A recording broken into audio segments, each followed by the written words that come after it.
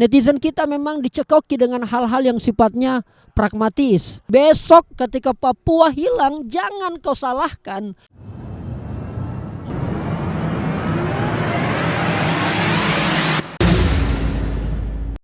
Alright, nice people. Saya Rizal kembali lagi.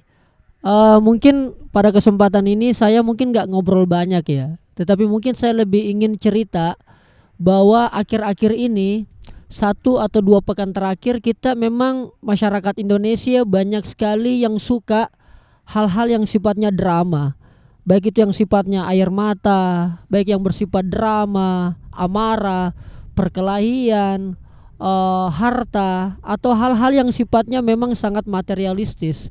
Akhirnya jangan salah, kenapa masyarakat kita pragmatis, itu karena dipengaruhi memang oleh 2 faktor. Pertama, satu faktor karena masyarakat kita tidak punya banyak referensi keteladanan, masyarakat kita tidak memiliki banyak sumber yang bisa dijadikan sebagai panutan.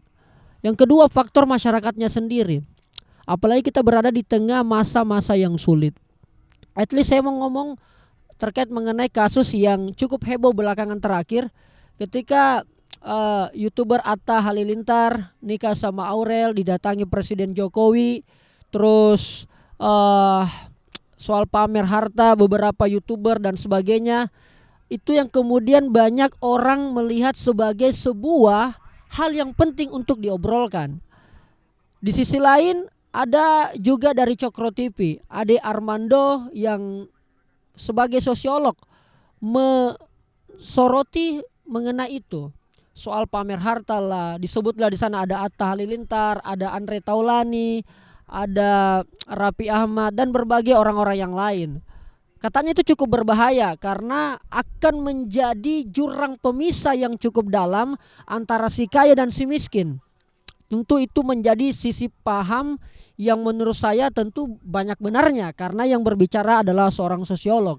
Akan kemudian nanti banyak orang miskin, banyak orang susah. Dalam video itu ya dijelaskan akan banyak kemudian nanti orang-orang miskin merasa muak, merasa jengkel, akhirnya menimbulkan kebencian. Kenapa kita yang susah kerja tiap hari, susah makan, susah hidup, tapi mereka dengan mudah menghambur-hamburkan uang. Sehingga kemudian nanti akan terjadi konflik yang akan besar, sehingga membuat nanti negara ini akan kacau balau karena antara si kaya dan si miskin ini terjadi jarak yang sangat jauh sekali. Dan masalahnya adalah karena orang-orang kaya ini memamerkan. Itu sisi lain pendapat yang satu. Terus ditanggapi oleh Deddy Corbuzier terkait mengenai bahwa sebenarnya apa yang dilakukan oleh Atta Halilintar dan kawan-kawan, dia posting menjadi sebuah konten, itu bukan hal yang salah. Apa yang disampaikan oleh Ade Armando terkait mengenai pandangan dan tanggapan itu juga tidak salah. Tetapi menurut Deddy yang salah adalah ya memang kita sebagai netizen suka sekali dengan hal-hal yang seperti itu. Suka sekali hal-hal yang sifatnya drama. Netizen kita memang dicekoki dengan hal-hal yang sifatnya pragmatis, hal-hal yang sifatnya materialis, sehingga menjadi sebuah hal yang sangat mengkhawatirkan bagi kehidupan kita ke depan. Dan Deddy menyalahkan soal mindset netizen dan pendidikan kita. Akhirnya semua orang terfokus pada hal-hal atau isu-isu seperti itu. Di sini saya ingin menyampaikan, kalau saya secara pribadi, saya sebenarnya tidak tertarik untuk membahas ini awalnya, tetapi rasanya geram juga. Kenapa? Karena menurut saya begitu banyak masalah sosial yang harus kita perhatikan. Ketika kemudian orang membahas tentang pernikahan seorang artis didatangi oleh seorang presiden, di saat kemudian orang mau nikah itu susah dengan protokol kesehatan yang luar biasa, ketatnya Masya Allah. Di saat kemudian orang membahas tentang netizen yang suka kemudian hal-hal yang sifatnya drama, materialis dan sebagainya. Di saat kita sedang membahas itu, banyak saudara-saudara kita di Papua yang harus dengan murah merelakan nyawanya, tewas, mati. Tidak ada sama sekali yang peduli. Mengapa media-media besar tidak memberitakan ini?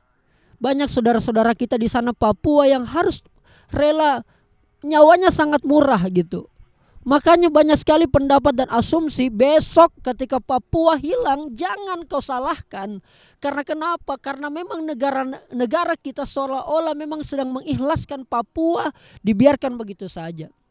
Masih banyak adik-adik kita, masih banyak mahasiswa, mahasiswi yang harus terjebak dalam kondisi yang sangat memilukan. Belum lagi masalah pendidikan. Pendidikan kita bisa lihat bagaimana kemudian dihilangnya frase agama dalam kemudian tata kelola pendidikan kita 2020 sampai 2035.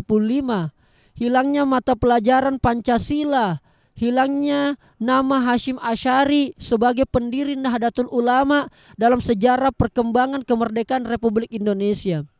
Ini adalah menurut saya yang memang segera kita harus menjadi tokoh, kita harus menjadi aktor untuk kemudian bisa segera menyelesaikan masalah ini. Tentu saudara-saudaraku semua yang menonton ini memiliki kacamata dan memiliki pandangan masing-masing. Kenapa hal-hal kemiskinan, kenapa hal-hal yang sangat mengkhawatirkan bagi kelanjutan proses negara ini tidak banyak dipedulikan? Apalagi semisal sebaya saya, anak-anak muda, milenial. Di mana dirimu? Di mana peran-peranmu? Benar apa yang dikatakan, apa yang dilakukan oleh Atta sebenarnya tidak salah karena dia adalah soal konten. Karena ada yang menonton, karena ada yang menikmati. Saya at least paling tidak, kalian mau nonton atau tidak, paling tidak kontribusi kita pada realisasi atau memahami apa yang sedang dialami oleh bangsa kita sendiri. Ini yang perlu kita ambil bagian. Di saat itu dibahas apa yang dilakukan oleh KKB di Papua itu sangat kejam dan sama sekali tidak ada media-media yang mau bersuara akan hal itu. Kalaupun ada tidak muncul ke permukaan dan ini menurut saya sangat-sangat miris sekali. Di mana peran-peran kaum intelektual, di mana peran-peran media, di mana peran-peran pentahelix yang katanya menjadi satu kesatuan dalam proses membangun negara ini. Saya berharap begitu banyak isu yang ada di negara kita, saya berharap itu tidak menjadi besar alias bisa segera dikembalikan. Apa yang bisa kita lakukan? Boleh teman-teman tulis di kolom komentar. Entah seperti apa. Kreator-kreator juga enggak tahu. Saya pun juga akhirnya kemudian kayaknya sudah, kita harus berhenti nih kalau begini. Tidak ada lagi. Semua di kepala orang adalah soal rupiah, di kepala orang adalah soal uang. Oke, itu satu hal, itu bisa. Tapi ada hal-hal di mana jangan kau tempatkan itu. Tempatkan ketika negara memanggilmu, ketika bangsa sedang perlu diperhatikan. Tidak ada tawar-menawar soal angka di sana. Yang perlu kau perhatikan adalah bagaimana kontribusimu. Kau mau jadi apa? Kau mau jadi benalu sampai kapan? Ini yang perlu. Entah, ya mungkin ini sebagai awal atau akhir mungkin saya ngomong seperti ini. Tidak ada lagi. Tim-tim saya juga tidak ada yang peduli. Mau sampai kapan kita seperti ini? Saya tagnya di sebuah bukit yang ada di perbatasan Goa Makassar. Setidaknya ini memberi gambaran bahwa kita sebenarnya memiliki kekuatan yang sangat besar. Kita memiliki potensi yang tidak bisa didefinisikan dalam sebuah buku. Hanya hati dan jiwa hanya bisa masuk dalam pemahaman, hanya bisa masuk dalam perasaan, dan hanya bisa masuk dalam kejiwaan kita ketika kita mampu memahami apa yang terjadi. Mohon maaf kalau apa yang saya sampaikan ini mungkin terlalu sederhana atau mungkin justru terlalu ribet untuk dipahami. Tetapi ketika Anda yang menonton menangkap ini ribet, sebenarnya begitulah kondisi kita sebenarnya. Ketika teman-teman menganggap ini sederhana, sebenarnya sederhana sekali ketika kita ingin memberikan kontribusi yang nyata bagi bangsa ini. Itu saja yang saya bisa sampaikan. Mudah-mudahan kita semuanya sehat. Saya Rijal. Assalamualaikum warahmatullahi wabarakatuh.